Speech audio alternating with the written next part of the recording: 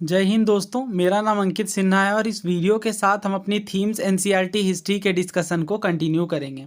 कुछ डेज़ का ब्रेक लग गया था क्योंकि इन दिनों स्केड्यूल काफ़ी हेक्टिक था, बट हम अगेन चीज़ें उसी तरीके से कंटिन्यू करेंगे और डिस्कशन को आगे बढ़ाएंगे और साथ में यूपीएससी के प्रीवियस ईयर क्वेश्चन भी होंगे।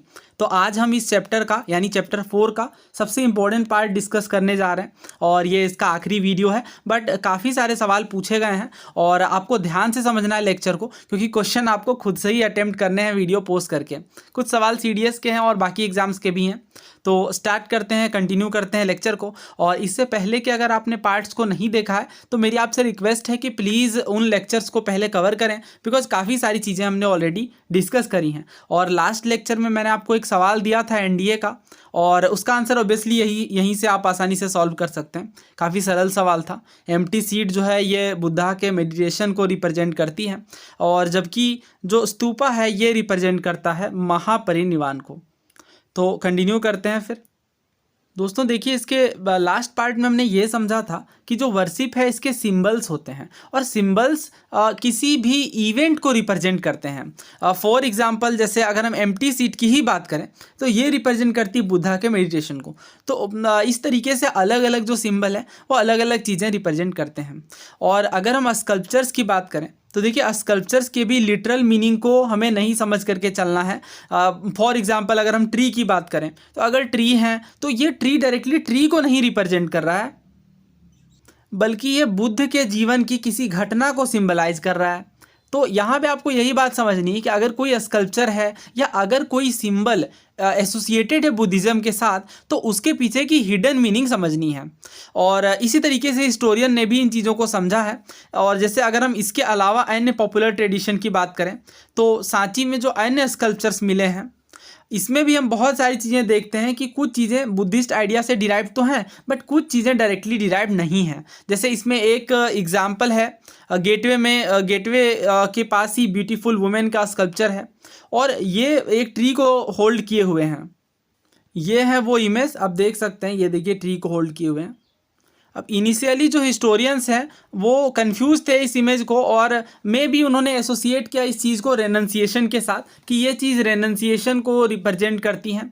लेकिन बहुत सारी चीज़ें, बहुत सारे लिटरली ट्रेडिशन को एग्जामिन करने के बाद इन्होंने रियलाइज़ किया कि ये एक साल भंजिका है, और साल भंजिका संस्कृत वर्ड है, और इसे साल भंजिका के रूप में डिस्क्राइब किया गया। अब अगर हम कुछ प्रसिद्ध मान्यताओं की माने तो ये एक वुमेन को रिप्रेजेंट करता है, जो कि whose touch causes trees to flower and bear fruit. तो जिनके टच से जो ट्रीज़ हैं वो फ्लावर करने लगे और फ्रूट भी आ गए इन ट्रीज़ में। और मे बी ये एक तरीके से आप कह सकते हैं कि किसी ऑस्पिशियस सिंबल को सिंबलाइज करता है, और ये एक स्तूपा के डेकोरेशन के रूप में इंटीग्रेट किया गया होगा। अब देखिए, साल भंजिका की जो मोटिव है ये यह भी बताती है कि बहुत सारे लोग जो बुद्धिज़्म में टर्न करते हैं वो अपने प्री बुद्धिस्ट आइडियाज़ को और इवन कुछ नॉन बुद्धिस्ट बिलीफ को भी और आइडियाज़ को उसमें शामिल करते हैं। और भी कई सारी इमेजेस हैं सांची के अंदर, जैसे कुछ जो फाइनेस्ट डिपिक्शन है एनिमल्स के वो भी देखने को मिलते हैं। अब अलग अलग तरीके के जानवर हैं, जैसे एलिफेंट हैं, हॉर्सेस हैं, मंकी हैं, कैटल हैं। तो देखिए, जो जातक टेल्स हैं इनके बारे में हमने पहले से सुना है कि गौतम बुद्ध की प्रीवियस लाइफ बर्थ की स्टोरीज़ को जातक टेल्स में शामिल किया गया है। तो बहुत सारे जातक की एनिमल स्टोरीज़ भी सांची में डिपिक्ट की गई हैं। तो इस बात का ध्यान रखिएगा, स्टेटमेंट के फॉर्मेट में पूछा जा सकता है, बिकॉज ऐसे सवाल बहुत बार पूछे गए हैं। और अभी हम तुरंत एक प्रीवियस ईयर क्वेश्चन करने वाले हैं, तो इन फैक्ट्स को ध्यान से समझते हुए चलिए। हालांकि वो क्वेश्चन काफ़ी कुछ क्लियर करेगा। और देखिए, बहुत सारे जो एनिमल्स हैं मे बी इन्हें क्रिएट किया गया हो, कार्व किया गया हो, ताकि एक लाइवली सीन जो है ये डिपिक्ट किया जा सके व्यूअर्स के लिए। बहुत सारे जो एनिमल्स हैं इन्हें ह्यूमन एट्रीब्यूट्स के रूप में भी दिखाया गया है, इस वजह से शामिल किया गया है। जैसे अगर एलिफेंट की बात करें तो यह स्ट्रेंथ और विजडम को सिग्निफाई करता है। तो साल भंजिका के अलावा एक और मोटिफ है गज लक्ष्मी के नाम से। ध्यान से देखिए, एलिफेंट आपको देखने को मिलेंगे, फिर लोटस हैं, ये गज लक्ष्मी के स्कल्पचर है। तो दूसरी मोटिव के बारे में हमने देखा है कि वुमेन है जो कि लोटस और एलिफेंट से सराउंडेड है, फिगर 4.19 में, और यही फिगर है जो अभी गज लक्ष्मी की मैंने आपको दिखाई। तो कुछ जो हिस्टोरियन हैं ये माया के साथ इन्हें रिप्रेजेंट करते हैं, माया जो कि बुद्ध की मदर थी। और जबकि कुछ जो हिस्टोरियन हैं ये मानते हैं कि एक पॉपुलर गॉडेस हैं गजलक्ष्मी, जिसका मतलब है गॉडेस ऑफ गुड फॉर्च्यून, यानी गुड फॉर्च्यून मतलब है कि बिल्कुल गुड लक के साथ इन देवी को एसोसिएट किया जाता है, जो कि एलिफेंट के साथ भी एसोसिएटेड हैं। नाउ इस फिगर को देखिए 4.21, यानी इस फिगर को, अ सरपेंट एट सांची। तो देखिए बहुत सारे फिलर्स में ये सरपेंट देखने को मिलती है इसकी इमेज, और ये जो मोटिफ है ये कुछ पॉपुलर ट्रेडिशन से डिराइव होती हैं, जो कि अक्सर टेक्स्ट में रिकॉर्ड नहीं किए गए हैं। और अगर हम जेम्स फर्गसन की माने तो इन्होंने ये कंसिडर किया है कि सांची को एक सरपेंट वर्शिप के सेंटर ऑफ ट्री के रूप में देखा गया है। और ये बुद्धिस्ट लिटरेचर के साथ फेमिलियर नहीं थे, मे बी उस टाइम पे बहुत सारे बुद्धिस्ट लिटरेचर ट्रांसलेट नहीं किए गए थे, और ये इस कंक्लूजन पे पहुंचते हैं खुद के स्टडी के साथ। जब ये इमेजेस को खुद से स्टडी करते हैं उसके बाद ये इस कंक्लूजन पे पहुंचते हैं कि Sanchi was a centre of tree and serpent worship. दोस्तों अभी आपको वीडियो पोस्ट करनी है और इस सवाल का आंसर देना है। ये सीडीएस का क्वेश्चन है। देखिए आपसे क्या पूछा जा रहा है कि सांची के स्कल्पचर्स के बारे में कौन कौन से स्टेटमेंट यहाँ पे करेक्ट हैं। तो बताइए यहाँ पे कौन कौन से स्टेटमेंट करेक्ट हैं। पहला ये कहा जा रहा है कि कुछ स्कल्पचर्स में साल भंजिका की रिप्रेजेंटेशन देखने को मिलती है। दूसरा ये है कि जो साल भंजिका की फिगर हैं ये रिप्रेजेंट की जाती है एक वुमेन के द्वारा, जो कि लोटस और एलिफेंट से सराउंडेड हैं। तीसरा ये है कि साल भंजिका मोटिव जो है ये डायरेक्टली बुद्धिस्ट आइडिया से इंस्पायर्ड नहीं थी। तो अभी हमने देखा कि हाँ, पहली बात तो बिल्कुल सही है, कुछ स्कल्पचर्स में साल भंजिका की रिप्रेजेंटेशन है। और दूसरा ये कहा जा रहा है कि जो साल भंजिका की फिगर है ये एक ऐसे वुमेन रिप्रेजेंट किया गया है जो लोटस और एलिफेंट से सराउंडेड है। तो अभी आपको याद होगा ये साल भंजिका नहीं बल्कि गजलक्ष्मी के बारे में बात की जा रही है, जिन्हें कुछ हिस्टोरियंस माया के रूप में भी, यानी माया यानी मदर ऑफ बुद्धा के रूप में भी आइडेंटिफाई करते हैं। तो ये दूसरा तो इस तरीके से गलत है। तीसरे की अगर बात करें तो साल भंजिका मोटिव डायरेक्टली इंस्पायर्ड नहीं थी बुद्धिस्ट आइडियाज़ के साथ। और ये चीज़ हमने देखी कि कुछ जो स्कल्पचर्स हैं सांची के अंदर वो डायरेक्टली बुद्धिस्ट आइडियाज से इंस्पायर्ड नहीं है, जिनमें साल भंजिका, गजलक्ष्मी, सरपेंट ये चीज़ें भी शामिल हैं। तो इसका आंसर फिर क्या है? उम्मीद है आपने इस सवाल को अच्छे से कवर कर लिया होगा। 1 और 3 ओनली। तो अभी जो हमने क्वेश्चन कवर किया, ऐसे क्वेश्चन सीडीएस में तो पूछे जाते हैं, और अगर सिविल सर्विसेज में भी इस तरीके के सवाल बने तो कोई आश्चर्य की बात नहीं होगी, बिकॉज ऐसे स्टेटमेंट वाले क्वेश्चन ही पूछे जा रहे हैं। ना दोस्तों बात करते हैं महायान बुद्धिज़्म के डेवलपमेंट की। अब देखिए यहाँ पे आपको डबल अटेंशन से ये चीज़ें कवर करनी है, बिकॉज काफ़ी इंपॉर्टेंट है। काफ़ी सारे क्वेश्चन हीनयान महायान के ऊपर पूछे जाते हैं। देखिए अगर 1st सेंचुरी एडी तक हम बात करें तो अगर 6th सेंचुरी बीसी के साथ कंपेयर करें, इन 500-600 सालों में काफ़ी बदलाव आया। और अगर बुद्धिज़्म के अंदर ही हम बात करें तो काफ़ी सारे चेंजेस देखने को मिले। अगर हम अर्लियर बुद्धिस्ट टीचिंग की बात करें तो इनमें सेल्फ एफर्ट को इम्पोर्टेंस दी जाती थी, और अगर निर्वाण अचीव करना है, निब्बान अचीव करना है तो इसके लिए सेल्फ एफर्ट को ही प्रायोरिटी दी जाती थी। और इसके अलावा जो बुद्ध हैं इन्हें एज अ ह्यूमन बीइंग के रूप में देखा जाता था कि एज अ ह्यूमन बीइंग इन्होंने एनलाइटनमेंट को प्राप्त किया है और अपने एफर्ट्स के कारण ही निर्वाण को प्राप्त किया है। तो ये चीज़ बड़ी इंपॉर्टेंट है कि बुद्धा को ह्यूमन फॉर्म में देखना और ना कि गॉड के फॉर्म में, जो कि हीनयान अगर हम देखेंगे जिसे थेरावाद बुद्धिज़्म के साथ एसोसिएट किया जाता है, तो उसकी एक इंपॉर्टेंट फीचर थी। लेकिन धीरे धीरे बुद्ध को एज अ सेवियर के रूप में देखा जाने लगा, और ये मान्यता बनी कि अगर बुद्धा की बात करें तो इकलौते केवल बुद्ध ही हैं जो सेल्वेशन को इंश्योर कर सकते हैं। और धीरे धीरे बोधिसत्वा का कॉन्सेप्ट भी इमर्ज हुआ। देखिए बोधिसत्व या बोधिसत्व क्या है, थोड़ा सा डिफरेंस है वर्ड में। बोधिसत्व कह लें आप अगर पाली या प्राकृत भाषा के अंदर जाएंगे तो, अदरवाइज संस्कृत में बोधिसत्वा।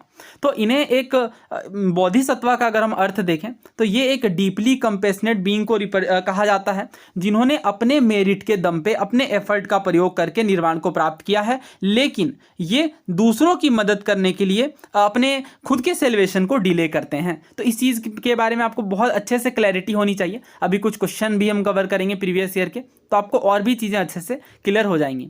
और यही बात है यहाँ पे आपको समझनी है कि जब हम बात करते हैं महायान बुद्धिज़्म की, जो कि एक न्यूअर फॉर्म ऑफ बुद्धिज़्म के रूप में इमर्ज होती है 1st सेंचुरी एडी में, इसमें कनिष्का का भी काफ़ी बड़ा रोल है, वो चीज़ भी हम कवर करेंगे। फिलहाल आप ये समझिए कि जो न्यूअर फॉर्म ऑफ बुद्धिज़्म है यानी महायान बुद्धिज़्म, इनमें बोधिसत्वा का कॉन्सेप्ट देखने को मिलता है, और बुद्धा को as a as a god के रूप में देखा जाता है और अर्लियर ह्यूमन फॉर्म में देखा जाता था, लेकिन अगर हम महायान के अंदर देखें तो एज अ गॉड के रूप में देखा जा रहा है।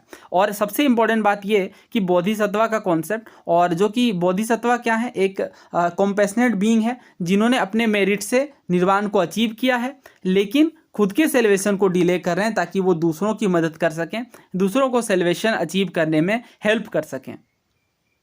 और जो वर्शिप है इमेज की, किनके, बुद्धा और बोधिसत्वा की, ये भी एक इम्पॉर्टेंट पार्ट के रूप में शामिल हुई। किसमें? ऑब्वियसली महायान बुद्धिज्म की हम बात कर रहे हैं, जो कि न्यूअर फॉर्म ऑफ बुद्धिज्म है। दोस्तों अगर आप फर्स्ट टाइम ये चीज़ पढ़ रहे हैं तो आपको थोड़ी कन्फ्यूजिंग लग सकती है, बट आप ज़रूर हिस्ट्री प्लेलिस्ट चेक करिए हमारी, और वहाँ पे आप देखेंगे कि महायान और हीनयान पे मैंने आपको कंप्लीट क्लैरिटी दी है, और काफ़ी सारे सवाल जो इस टॉपिक से पूछे गए हैं वो भी हमने कवर किया है। लिंक डिस्क्रिप्शन बॉक्स में है, वहाँ से आप कंप्लीट हिस्ट्री को काफ़ी शॉर्ट एंड क्रिस्प तरीके से प्रीवियस ईयर क्वेश्चन के साथ कवर कर सकते हैं। तो अब यहाँ से आपको एक बात क्या समझनी है कि महायान का लिटरल मीनिंग क्या है, ग्रेटर व्हीकल, और अगर हीनयान की बात करें तो लेसर व्हीकल। सबसे मेजर डिफरेंस तो यही है कि अगर हीनयान में देखें तो बुद्धा को ह्यूमन फॉर्म में देखा जा रहा है, जबकि महायान में बुद्धा को एज अ गॉड, बुद्धा और बोधिसत्वा को एज अ गॉड देखा जा रहा है। दोस्तों हमने बोधिसत्वा, महायान, हीनयान, इनके ऊपर सारे प्रीवियस ईयर क्वेश्चन को ऑलरेडी कवर किया है, तो उन चीज़ों को रिपीट करने का अर्थ नहीं, बट कुछ क्वेश्चन हम कवर कर लेंगे यहाँ पे। तो ये आपको खुद से अटेम्प्ट करना है। सिविल सर्विसेज 2016 का क्वेश्चन है, तो यहाँ पे आपको कुछ स्टेटमेंट दिए गए और करेक्ट वाले बताने हैं। पहला ये कहा जा रहा है कि जो बोधिसत्वा का कंसेप्ट है ये हीनयान सेक्ट के साथ संबंध रखता है। तो हीनयान या महायान, बताइए हीनयान क्या है? ओल्डर फॉर्म ऑफ बुद्धिज्म, जबकि महायान क्या है? Newer form. तो क्या बोधिसत्व का कॉन्सेप्ट हीनयान में था? नहीं, बिल्कुल नहीं, महायान के साथ एसोसिएटेड है। और बोधिसत्व, इवन बुद्धा को गॉड के फॉर्म में देखना, ये चीज़ें तो महायान से एसोसिएटेड है ना, यानी पहला तो गलत है। दूसरा देखिए, bodhisattva is a compassionate one on his way to enlightenment, हाँ बिल्कुल सही बात है ये। और तीसरा देखते हैं, bodhisattva delays achieving his own salvation to help all sentient beings to their path to it, हाँ ये बात भी बिल्कुल सही है। बोधिसत्व खुद के सेल्वेशन को डिले करते हैं, यानी सेकेंड और थर्ड यहाँ पे सही है। दोस्तों ना बात करते हैं हीनयान और थेरावाद के बीच क्या डिफरेंस है। देखिए महायान के जो सपोर्टर्स हैं ये बाकी बुद्धिस्ट को हीनयान के रूप में मानते हैं, जबकि जो अदर ट्रेडिशन के फॉलोअर हैं बुद्धिज़्म के अंतर्गत ही, ये खुद को थेरावदीन के रूप में मानते हैं। और इनका मतलब लिटरल मीनिंग अगर हम देखें थेरावाद का, तो ऑब्वियसली ये थेराज के साथ एसोसिएटेड है, और थेराज का अर्थ क्या है? Respected teachers. नाउ बात करते हैं द ग्रोथ ऑफ पौराणिक हिंदुइज्म। अब देखिए ये जो सेवियर की जो धारणा है ये हर धर्म के साथ ही कहीं ना कहीं एसोसिएटेड है, और ये बुद्धिज़्म के लिए केवल यूनिक नहीं है। वैसे सिमिलर आइडियाज़ हम अदर ट्रेडिशन के साथ भी एसोसिएट करते हैं, जैसे हिंदुइज्म के साथ भी, और इनमें वैष्णविज्म शामिल है, यानी हिंदुइज्म के अंदर ही एक फॉर्म है जिसमें विष्णु को वर्शिप किया जाता है as a principal deity, lord Vishnu को। और शैविज्म के अंतर्गत भी हैं जिनमें लॉर्ड शिवा को चीफ गॉड के रूप में रिगार्ड किया जाता है। अब इसके तहत भी हमने दशावतारम भगवान विष्णु के बारे में सुना है, जिसके तहत भगवान विष्णु अलग अलग अवतार लेकर धरती को बचाने के लिए आते हैं। अब देखिए पुराणों के बारे में अगर बात करें तो कंपाइल्ड बाय ब्राह्मण्स और फर्स्ट मिलेनियम एडी में ये कंपाइल की गई हैं, और इनमें बहुत सारी सर्कुलेशन जो सेंचुरीज तक सर्कुलेशन में रही वैसी स्टोरीज गॉड एंड गॉडेसेस की देखने को मिलती हैं। क्योंकि ये सिंपल संस्कृत वर्ज में लिखी गई हैं ताकि ये सभी के साथ समझा जा सके, और वुमेन, शूद्राज, हर तरीके के लोग वैदिक लर्निंग को जो एक्सेस ना भी कर सके वो भी पुराणों से एसोसिएट कर सकते थे। दोस्तों ना बात करते हैं सांची के स्तूप के विषय में, तो ये हमने ऑलरेडी कवर किया है, बट यहाँ पे कुछ एक्स्ट्रा बातें भी हैं। देखिए जब स्तूपा सांची के साइट में डेवलप हो रही होंगी, और उस टाइम पे बहुत सारे जो टेम्पल्स हैं जिनमें गॉड एंड गॉडेसेस के इमेज हैं ये भी बिल्ड किए गए, और जो ईयरली टेम्पल हैं इनमें हमें एक स्क्वायर रूम देखने को मिलता है जिन्हें गर्भगृह कहा जाता है, और ये एक सिंगल डोरवे के साथ होता है वर्शिपर के लिए, ताकि वो एंटर कर सकें और इमेज जो है गॉड की उनके सामने वर्शिप कर सकें। अब धीरे धीरे एक टॉल स्ट्रक्चर शिखर के रूप में बिल्ड किया जाने लगा इसी गर्भगृह के ऊपर, यानी सेंट्रल श्राइन के ऊपर, और जो टेम्पल वॉल हैं इन्हें डेकोरेट भी किया जाने लगा स्कल्पचर के साथ। बाद में ये जो टेम्पल हैं ये और एलाबोरेट होती हैं, जिनमें असेंबली हॉल होते हैं, ह्यूज वॉल्स होते हैं, गेटवेज भी होती हैं, और अरेंजमेंट्स भी होते हैं फॉर सप्लाइंग वाटर।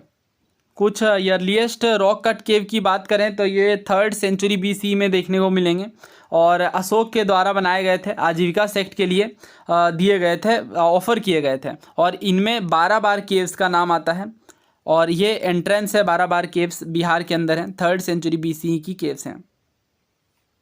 दोस्तों आप इस क्वेश्चन को अटेम्प्ट करिए। ये सिविल सर्विसेज 2013 का क्वेश्चन है और रॉक कट आर्किटेक्चर के बारे में आपसे पूछा जा रहा है। पहला स्टेटमेंट ये है कि जो बादामी के केव्स के रॉक कट केव्स हैं ये oldest surviving rock cut caves हैं इंडिया में।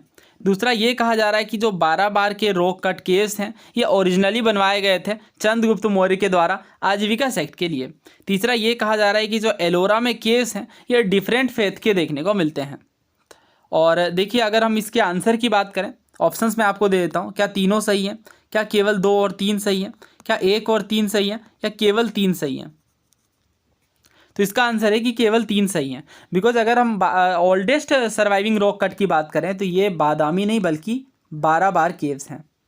ठीक है, क्यों? क्योंकि ये मौर्यन एम्पायर से संबंध रखते हैं और अशोक के द्वारा, चंद्रगुप्त मौर्य के द्वारा नहीं बल्कि एम्पेरर अशोक के द्वारा आजीविका सेक्ट के लोगों को दिए गए थे। ठीक है, तो इस तरीके से ये दूसरा भी गलत है बिकॉज यहाँ पे एम्पेरर चंद्रगुप्त मौर्य कहा गया है। और तीसरे की बात करें तो ये हम सबको पता है, एलोरा में डिफरेंट फेथ की केव्स देखने को मिलती हैं। सो ना उम्मीद है आपको इन प्रीवियस ईयर क्वेश्चन से हेल्प मिल रही होगी। ना आगे बात करते हैं। तो देखिए ये जो ट्रेडिशन है ये अलग अलग स्टेज के रूप में इवॉल्व करता है। जैसे अगर हम 8th सेंचुरी में बात करें तो एंटायर टेम्पल को कार्व आउट करके बनाया गया और ये कैलाशनाथ का टेम्पल है। और कैलाशनाथ हमें पता है भगवान शिव का एक अन्य नाम है। कॉपर प्लेट इंस्क्रिप्शन की बात करें तो देखिए कॉपर प्लेट इंस्क्रिप्शन रिकॉर्ड करते हैं इस चीफ स्कल्पचर की बात को। और इनका ये कहना था कि oh how did I make it, यानी ये काफ़ी आश्चर्य हैं अपने कार्य से कि इतना बेहतरीन टेम्पल इन्होंने बनाया है, स्कल्प्ट किया है। उम्मीद है आप इन फैक्ट्स को नोट डाउन भी कर रहे होंगे। देखिए 12 बार केव्स, जैसा कि मैंने बताया, ये oldest surviving rock cut caves हैं इंडिया की, 3rd सेंचुरी BCE की। नाउ ये बिल्कुल हमारा लास्ट सेक्शन है इस चैप्टर का। तो देखिए अभी तक हमने बहुत सारी चीज़ें कवर करी। सांची के स्तूप के साथ साथ हमने अन्य जो मोटिव्स हैं उन पर भी बात करी और अलग अलग तरीके के आर्किटेक्चर को समझा। थोड़ा आर्ट एंड कल्चर वाला पोर्शन भी हमारा देखने को मिला। और यहाँ पे अगर हम नेक्स्ट बात करेंगे तो 19th सेंचुरी यूरोपियन स्कॉलर जो इन स्कल्पचर्स को, गॉड एंड गॉडेस के स्कल्पचर्स को जब ये देखते थे तो इन्हें अंदाज़ा नहीं था और ये समझ नहीं पाते थे। और काफ़ी सारे स्कॉलर्स ने इन इमेजेस को कंपेयर करना भी शुरू किया एंशिएंट ग्रीक के साथ। और जब इन्हें कुछ चीज़ें सिमिलर भी देखने को मिलने लगी, जैसे ये जो इमेज हैं, काफ़ी सारे जो इमेजेस तक्षशिला पेशावर में देखने को मिले, किनके? गौतम बुद्ध के और बोधिसत्वा के। तो ये इंडो ग्रीक रूलर के द्वारा ये स्कल्पचर्स बनाए गए थे। तो ये जो इमेजेस हैं ये काफ़ी ज़्यादा सिमिलर थे ग्रीक स्टेचूज के साथ। और इस तरीके से यूरोपियंस ने इन्हें बेस्ट एग्जाम्पल कंसिडर किया अर्ली इंडियन आर्ट का। दोस्तों महाबलीपुरम के इस स्कल्पचर्स को ध्यान से देखिए बिकॉज इसी पे हम अभी कवर करने वाले हैं। अब देखिए अगर टेक्स्ट और इमेज मैच ना करे तो क्या हो। तो बहुत सारे आर्ट हिस्टोरियन हैं वो टेक्सचुअल ट्रेडिशन से भी काफ़ी सारे स्कल्पचर्स को समझने का प्रयास करते हैं। और लेकिन ये हमेशा ही ट्रू नहीं होता है। जैसे अगर हमने अभी जो स्कल्पचर हमने कवर किया महाबलीपुरम का, ये एक ह्यूज रॉक सरफेस में देखने को मिलता है। अब ये एक विविड डिपिक्शन एक स्टोरी का, लेकिन ये कौन सी स्टोरी है ये बड़ा कन्फ्यूजिंग है। और कुछ जो हिस्टोरियन है ये मानते हैं कि ये डिसेंट है किनका? रिवर गंगा का फ्रॉम हेवन। जबकि कुछ लोग मानते हैं कि ये महाभारत के एक सेक्शन को रिप्रेजेंट करता है जिनमें अर्जुन जो है ये रिवर बैंक के सामने पिनेंस करते हैं ताकि इन्हें आर्म्स एक्वायर हों। दोस्तों ये क्वेश्चन सिविल सर्विसेज 2014 का है और यहाँ पे आपको स्कल्पचर्स दिए गए हैं और बताना है कौन कौन से सही पेयर हैं। देखिए पहला ये कहा जा रहा है grand image of Buddhas Mahaparinirvan with numerous celestial musician above and the sorrowful figures of his follower below. ये अजंता से संबंध रखता है। दूसरा ये huge image of Varaha avatar of Vishnu as he rescues goddess earth from the deep and chaotic water sculpture on the rock. क्या ये mount Abu के अंदर देखने को मिलता है। अर्जुनाज पिनेंस या डिसेंट ऑफ गंगा जो कि स्कल्प्ट किया गया ह्यूज बॉल्डर्स के सरफेस में ममलपुरम में। तो ये चीज़ तो अभी हमने देखी, अर्जुनाज पिनेंस या डिसेंट ऑफ गंगा ये ममलपुरम से संबंध रखती है, यानी 3rd सही है। बाकी दोनों की बात करते हैं तो देखिए वराह अवतार के ह्यूज इमेज की बात करें तो एनसीईआरटीज़ के अंदर ही है, इसलिए मैंने आपको ये चीज़ें अलग से मैं कवर कर रहा हूँ प्रीवियस ईयर क्वेश्चन के साथ। तो देखिए वराह अवतार या बोहर अवतार भगवान विष्णु का ऐहोल कर्नाटक के अंदर देखने को मिलता है 6th सेंचुरी में। ये है इमेज, ये इमेज है। तो इसका मतलब ये माउंट आबू के साथ नहीं बल्कि ऐहोल कर्नाटक के साथ संबंधित है। पहला अगर हम देखें, क्या बुद्धा के महापरिनिर्वाण की ग्रेट इमेज देखने को मिलती है अजंता में? तो ऑब्वियसली ये चीज़ें हमने कई बार कवर करी हैं और इम्पॉर्टेंट भी हैं। तो पहला बिल्कुल सही है, अजंता में देखने को मिलती है बुद्धा के महापरिनिर्वाण की इमेज। तो पहला और तीसरा सही है, बट दूसरा गलत है। तो ऐसे क्वेश्चन पूछे जाते हैं, तो ध्यान रखिएगा इन्हें। तो इस चैप्टर के साथ ही हमारा ये पूरा बुक जो है पार्ट 1 थीम्स इंडियन हिस्ट्री का ये कवर होता है। ये कुछ टाइमलाइन है, ये वीडियो पोस्ट करके आप कवर कर लें। ये बुक का नाम इम्पॉर्टेंट है, ये आपसे पूछा जा सकता है CDS CAPF इन एग्जाम्स में, बिकॉज ऐसे काफ़ी सारे सवाल आए हैं। प्रीवियस ईयर के ट्रेंड के हिसाब से मैं ये बातें आपके साथ शेयर कर रहा हूँ। राजेंद्र लाल मित्रा ये काफ़ी फेमस हिस्टोरियन है और इन्होंने जो बुक पब्लिश करी थी बुद्ध गया के रूप में, द हेरिटेज ऑफ साक्य मुनि। ध्यान रखिएगा, बहुत इंपॉर्टेंट है। कल को पूछा जाएगा तो फिर समझ ही नहीं आता कहाँ से पूछ रहे हैं, बट सोर्स बेस NCERT ही होता है। और इसके अलावा अगर हम HS कोल की बात करें, ये तो मैंने आपको साथ ही में बता दिया था, क्यूरेटर थे ये एंशिएंट मोन्यूमेंट्स के और इन्हें अपॉइंट किया गया था, तो काफ़ी बड़ा पद है ये। और HS कोल काफ़ी फेमस हिस्टोरियन भी थे। सो एंशिएंट हिस्ट्री के इंपॉर्टेंट थीम्स को हमने कवर किया। नाउ अगर हम सेकेंड बुक की बात करें, थीम्स एंशिएंट के पार्ट 2 की, तो उसके तहत हमें मेडिवल हिस्ट्री के पोर्शंस देखने को मिलते हैं। बट काफ़ी सारे लोग पहले मॉडर्न हिस्ट्री को कवर करने की बात कर रहे थे। तो देखिए बुक तो हम मेडिवल वाली ही स्टार्ट करेंगे थीम्स में, बिकॉज चीज़ें कंटिन्यूटी में चलनी चाहिए। लेकिन मॉडर्न हिस्ट्री के लिए मैं काफ़ी इंपॉर्टेंट प्रीवियस ईयर की क्वेश्चन की सीरीज़ और साथ ही एक्सपेक्टेड क्वेश्चन की सीरीज़ लेकर के आऊँगा। और चूँकि क्वेश्चन के माध्यम से हम चीज़ें फास्ट वे में कवर कर पाएंगे और वहाँ मैं उन्हीं चीज़ों को कवर करूँगा जो कि कम टाइम में, क्योंकि एग्ज़ाम काफ़ी पास आ गए हैं, EPFO का एग्ज़ाम भी काफ़ी पास है, तो उसी अकॉर्डिंगली हम प्रिपेयर करेंगे प्रीवियस ईयर क्वेश्चन और एक्सपेक्टेड क्वेश्चन सीरीज़ के साथ। अब देखिए चैप्टर एंड करके मैंने अपना काम तो कर दिया, आपका काम है कि आप चैनल को सब्सक्राइब करें, अपने दोस्तों के साथ भी शेयर करें। और अगर आपका कोई इस वीडियो को लेकर के फीडबैक है तो उसे कमेंट बॉक्स में ज़रूर शेयर करें। वीडियो में अंत तक बने रहने के लिए धन्यवाद। जय हिंद।